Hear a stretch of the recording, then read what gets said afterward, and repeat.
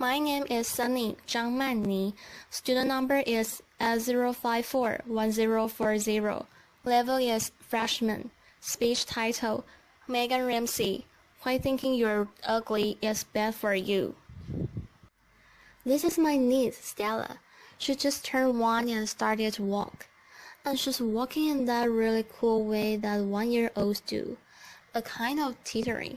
My body's moving too fast for my legs kind of way. It is absolutely gorgeous, and one of her favorite things to do at the moment is to stare at herself in the mirror. She absolutely loves her perfection. She giggles and squeals and gives herself these big wet kisses. It is beautiful. Apparently, all of her friends do this, and my mom tells me that I used to do this. And it got me thinking, when did I stop doing this? When is this suddenly not okay to look the way that we look? Because apparently we don't. 10,000 people every month Google, "Am I ugly?" This is Faye. Faye is 13. She lives in Denver, and like any teenager, she just wants to be liked and to be fit in. It's Sunday night. She's getting ready for the week ahead at school, and she's slightly dreading it. And she's a bit confused because despite her mom telling her all the time that she's beautiful. Every day at school, someone tells her that she's ugly.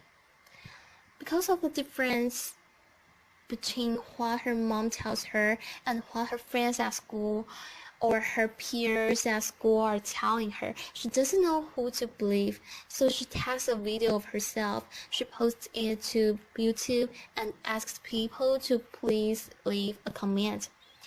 Am I pretty or am I ugly? Well, so far, Faye has received over 30,000 comments. Some of them are so nasty. They don't bear thinking about. This is an average, healthy-looking teenage girl receiving this feedback at one of the most emotionally vulnerable times in her life. Thousands of people are posting videos like this.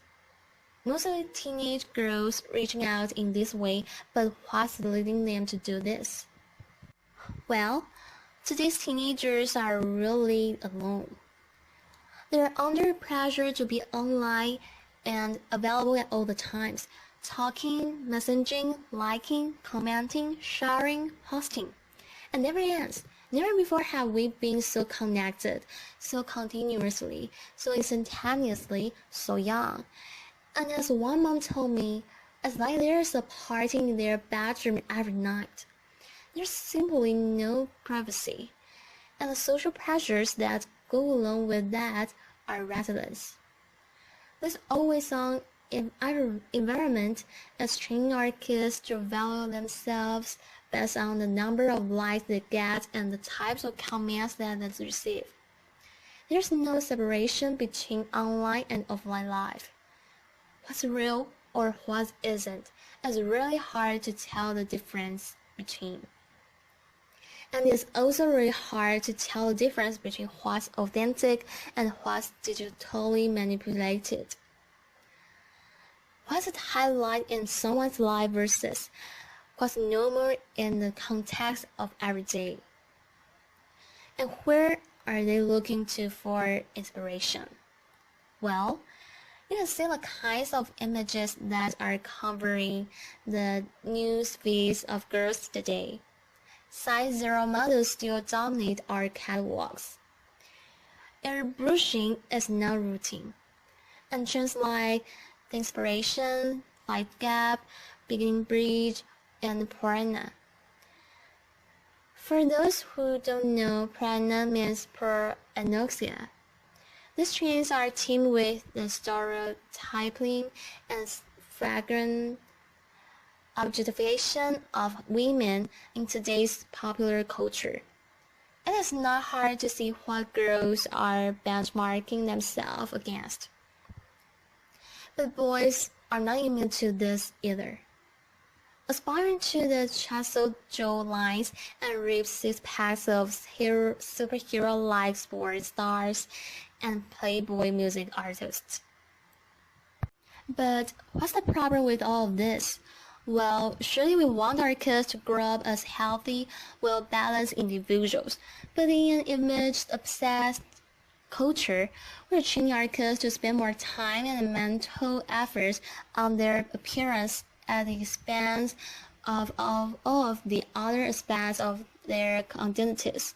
So things like their relationships, the development of their physical abilities, and their studies, and so on, begin to suffer. 6 out of 10 girls are now choosing not to do something because they don't think they look good enough. These are not trivial activities. These are fundamental activities to their development as humans and as contributors to society and to the workforce. 31%, nearly 1 in 3 teenagers are withdrawing from classroom debate. They are failing to engage in classroom debate because they don't want to draw attention to the way that they look. 1 in 5 are not showing up to class at all on days when they don't feel good about it. And when it comes to exams, if you don't think you look good enough, specifically you don't think you're thin enough, you will score a lower grade point average than your peers who are not concerned with this. And this is consistent across Finland, the US, and China, and is true regardless of how much you actually weigh. So to be super clear, we're talking about the way you think you look, not how you actually look. Low body confidence is undermining academic achievement, but it's also damaging health. Teenagers with low body confidence do less physical activity and less fruits and vegetables, partake in more unhealthy weight control practices that can lead to eating disorders. They have low self-esteem. They are more easily influenced by people around them, and they're at greater risk of depression. And we think it's for all of these reasons that they take more risks with things like alcohol and drug use, crash dieting, cosmetic surgery, unprotected early sex, and self-harm. The pursuit of the perfect body is putting pressure on our health care systems and costing our governments billions of dollars every year. And we don't grow out of it. Women who think they're overweight again, regardless of whether they are or are not, have higher rates of absenteeism. 17% of women will not show up to a job interview on a day when they won't feeling confident about the way that they look. Have to think about what this is doing to our economy. If we could overcome this, what the opportunity looks like. Unlocking this potential is in the interest of every single one of us. But how do we do that? Well, talking on its own only gets you so far. It's not enough by itself. If you actually want to make a difference, you have to do something. And we've learned there are 3 key ways. The first is you have to educate for body confidence. We have to help our teenagers develop strategies to overcome image-related pressures and build their self-esteem. Now, the good news is that there are many programs out there available to do this. The bad news is that most of them don't work. I was shocked to learn that many well-meaning programs are inadvertently actually making the situation worse.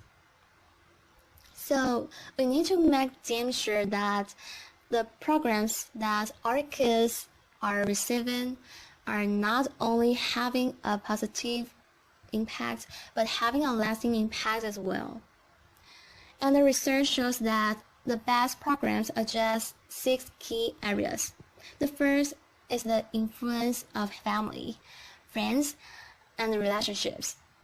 The second is media and celebrity culture. Then, how to handle teasing and bullying.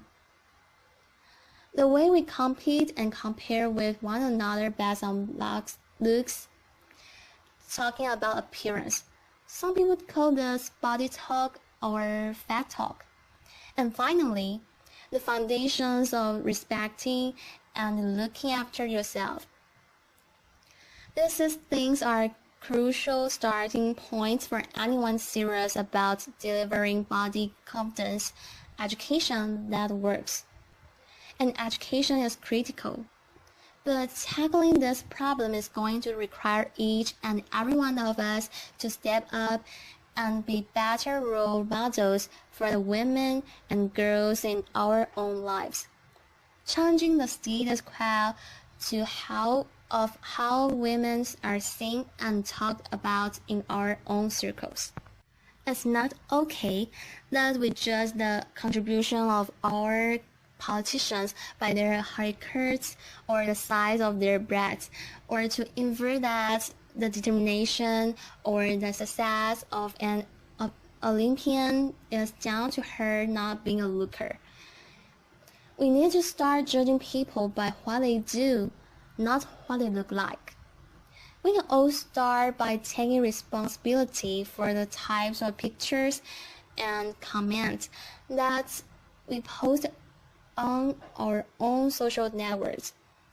We can compliment people based on their efforts and their actions, not on their appearance. And let me ask you, when was the last time that you kissed the mirror?